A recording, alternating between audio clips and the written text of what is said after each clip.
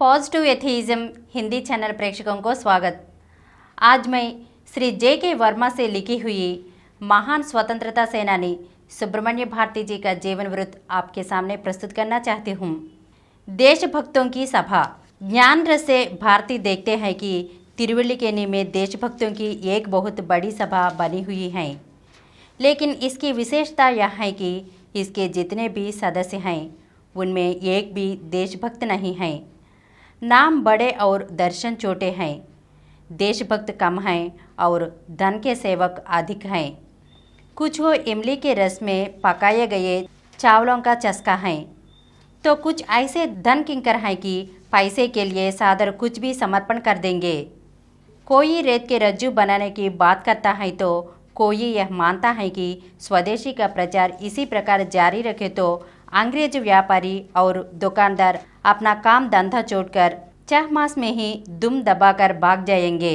श्रेयामजी कृष्णा ने तो स्वराज प्राप्ति के लिए 10 वर्ष पूर्व एक योजना प्रस्तुत की थी, लेकिन यहाँ के देशभक्तों इस योजना को 4 साल में पूरा करने की बात करते हैं।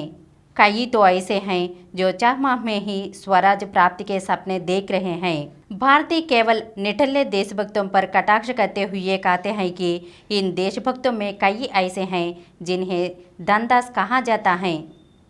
यदि भारत माता उनसे आकर कहें, हे धनदास, अगर तुम कुछ धन देश के लिए कुर्बान कर दे तो मैं सूर्योदय से पहले ही अंग्रेजों की गुलामी से मुक्त हो जाऊंगी, तो उनका जवाब होगा, हे देवी वंदे, ओम शक्ति को प्रणाम, पराशक्ति को प्रणाम। हे अंबिके, तुम्हारे उपकार का क्या वर्णन करूं? शरीर, चित्त और प्राण सब तुम्हारे लिए हैं। तुमने धन के बारे में कहा, तुम्हारा स्वतंत्र हो जाना लोग उपकार के लिए हैं। इसके लिए जनसाधारण से लेकर ही तुम्हें धन देना उचित होगा। अकेले मेरे द्वारा दिया गया दान उचित नहीं रहेगा। अगले सप्ताह हमारी देशभक्तों की सभा होगी, उसमें तुम्हारा प्रस्ताव रख देंगे तथा उस पर सहानुभूतिपूर्वक विचार करेंगे। भारती का मन खराब हो जाता है। उन्हें लगता है कि इस लोक का वह हाल है जैसे बम्स को भीतर से कोई धुन कर रहा हो। सभी एक दूसरे पर दोषारोपण कर रहे हैं। सभी यह मान रहे हैं कि देश को आज़ाद करवाना बाकी सभी का काम है, लेकिन उनका नहीं है।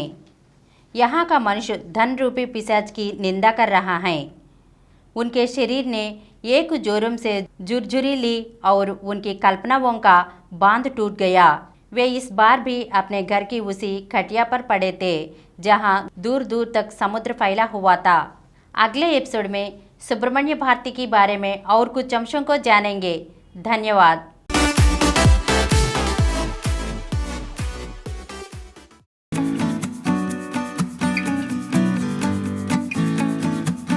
Download Samaram multi-channel app and watch your favorite channels from your mobile. App available on Google Play Store and subscribe to the channels. For more videos, please subscribe to this channel Positive Atheism and activate the bell icon.